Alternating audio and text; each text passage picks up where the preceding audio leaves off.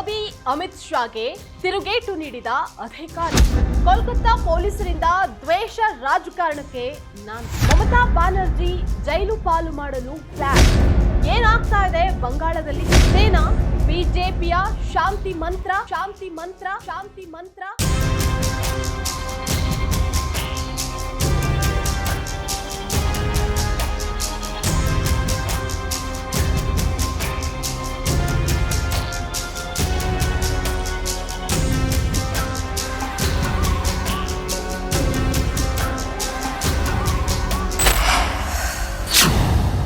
Ladies and gentleman, ಪಶ್ಚಿಮ ಬಂಗಾಳದಲ್ಲಿ ಸುವೇಂದು ಅಧಿಕಾರಿ ಹೊಸ ಸಿಎಂ ಆಗಿ ಪ್ರಮಾಣ ವಚನ ಸ್ವೀಕಾರ ಮಾಡಿದ್ದಾರೆ. ಮುಖ್ಯಮಂತ್ರಿಯಾಗಿ ಮೊದಲ ದಿನವೇ ನರೇಂದ್ರ ಮೋದಿ ಹಾಗೆ ಅಮಿತ್ ಶಾ ಅವರಿಗೆ ದ್ವೇಷ ಸಾಧನೆಗೆ ಬಂಗಾಳದ ಮುಖ್ಯಮಂತ್ರಿ ಪ್ರಯತ್ನ ಪಡ್ತಿದ್ದಾರೆ.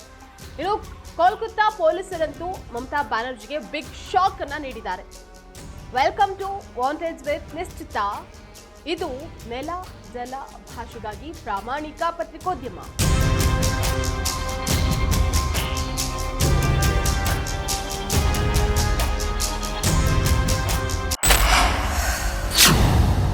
ಬಂಗಾಳದ ರಾಜಕೀಯದಲ್ಲಿ ದೊಡ್ಡ ಬದಲಾವಣೆಯ ಹವಾ ಬೀಸ್ತಾ ಇದೆ.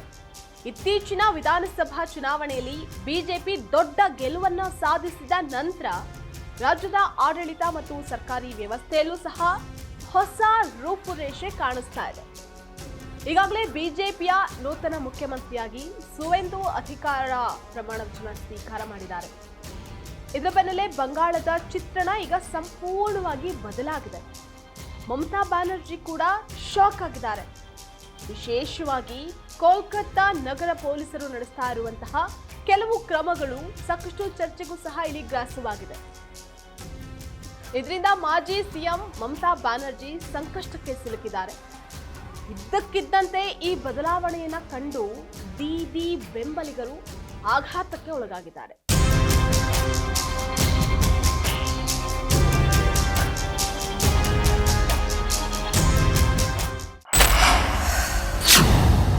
ಸುವೇಂದು ಅಧಿಕಾರವನ್ನ ವಹಿಸಿಕೊಂಡ ನಂತರ ಬಂಗಾಳದಲ್ಲಿ ಕೇಸರಿ ಕಲರವ ಜೋರಾಗಿದೆ. ಸುವೇಂದು ಅಧಿಕಾರಿ ಇನ್ನು ಮುಂದೆ ಬಂಗಾಳದ ಸಿಎಂ ಆಗಿ ಆಳ್ವಿಕೆಯನ್ನ ಮಾಡ್ತಾರೆ.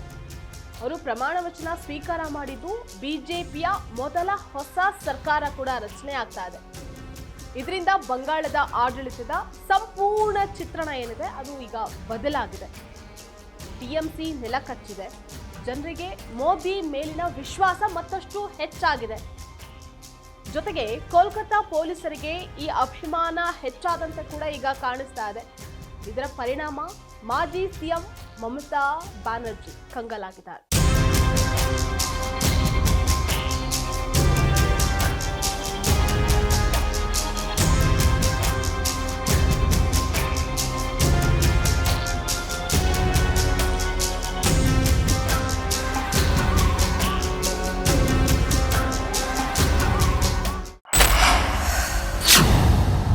ವೀಕ್ಷಕರೇ, ಪಶ್ಚಿಮ ಬಂಗಾಳದಲ್ಲಿ ಮೊಟ್ಟ ಮೊದಲ ಬಾರಿಗೆ ಬಿಜೆಪಿ ಅಧಿಕಾರದ ಚುಕ್ಕಾಣಿಯನ್ನ ಹಿಡಿದಿದೆ.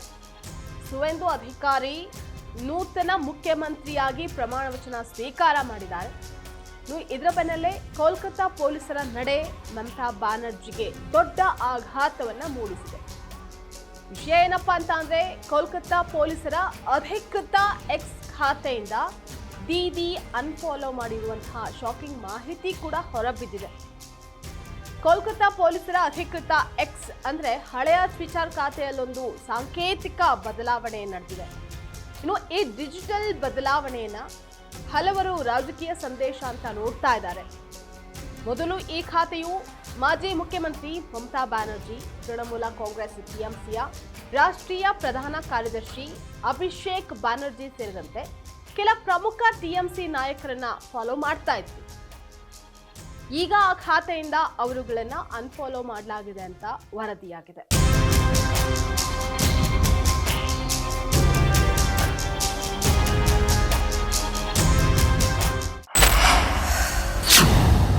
ಇಲ್ಲಿ ಮತ್ತೊಂದು ಗಮನಿಸಬೇಕಾದಂತಹ ಅಂಶ ಏನಪ್ಪಾ ಅಂತ ಅಂದ್ರೆ, ಇದರ ಜೊತೆಗೆ ಕೋಲ್ಕತ್ತಾ ಪೊಲೀಸರ ಅಧಿಕೃತ ಎಕ್ಸ್ ಹ್ಯಾಂಡಲ್ ಈಗ ಪ್ರಧಾನಿ ನರೇಂದ್ರ ಮೋದಿ, ಗೃಹ ಸಚಿವ ಅಮಿತ್ ಶಾ, ಪ್ರಧಾನಿ ಕಚೇರಿ ಮತ್ತೆ ಗೃಹ ಸಚಿವಾಲಯದ ಅಧಿಕೃತ ಖಾತೆಗಳನ್ನ ಫಾಲೋ ಮಾಡೋದಕ್ಕೆ ಆರಂಭ ಮಾಡಿದೆ. ಇದರಿಂದ ಕೇಂದ್ರ ಸರ್ಕಾರ ಮತ್ತು ರಾಜ್ಯದ ಹೊಸ ಆಡಳಿತ ಇದರ ನಡುವಿನ ಸಮನ್ವಯ ಹೆಚ್ಚು ಮಾಡೋದಕ್ಕೆ ಪ್ರಯತ್ನ ಮಾಡಲಾಗ್ತಾ ಇದೆ ಅನ್ನುವಂತಹ ಸಮಜಾಯಿಷಿಯನ್ನ ನೀಡಲಾಗಿದೆ.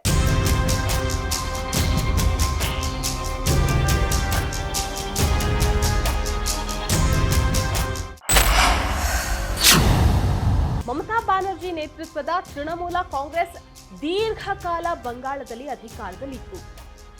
ಆ ಅವಧಿಯಲ್ಲಿ ಟಿಎಂಸಿ ಪ್ರಧಾನ ಕಚೇರಿ, ಪಕ್ಷದ ಪ್ರಮುಖ ನಾಯಕರು ಮತ್ತು ಅವರ ಮನೆಗಳಿಗೆ ವಿಶೇಷ ಭದ್ರತೆಯನ್ನು ಒದಗಿಸಲಾಗ್ತಾ ಇತ್ತು. ಆದರೆ ಈಗ ಆ ಚಿತ್ರಣ ಕಂಪ್ಲೀಟ್ ಆಗಿ ಬದಲಾಗ್ತಾ ಇದೆ. ತೃಣಮೂಲ ಕಾಂಗ್ರೆಸ್ ಪ್ರಧಾನ ಕಚೇರಿ ಮತ್ತೆ ನಗರದಾದ್ಯಂತ ಇರುವಂತಹ ಹಲವಾರು ನಾಯಕರ ಮನೆಗಳಿಂದ ಹೆಚ್ಚುವರಿ ಭದ್ರತೆಯನ್ನ ಹಿಂತೆಗೆದುಕೊಳ್ಳಲಾಗ್ತಾ ಇದೆ. ಇದನ್ನ ಕೂಡ ಹೊಸ ಆಡಳಿತದ ಕಠಿಣ ಸಂದೇಶದಂತೆ ನೋಡಲಾಗ್ತಾ ಇದೆ. ಒಟ್ಟಿನಲ್ಲಿ ಕಳೆದ 15 ವರ್ಷಗಳಿಂದ ಅಧಿಕಾರವನ್ನು ನಡೆಸ್ತಾ ಇದ್ದಂತಹ ಮಮತಾ ಬ್ಯಾನರ್ಜಿಗೆ ಈಗ ಬಿಗ್ ಶಾಕ್ ಎದುರಾಗಿದೆ.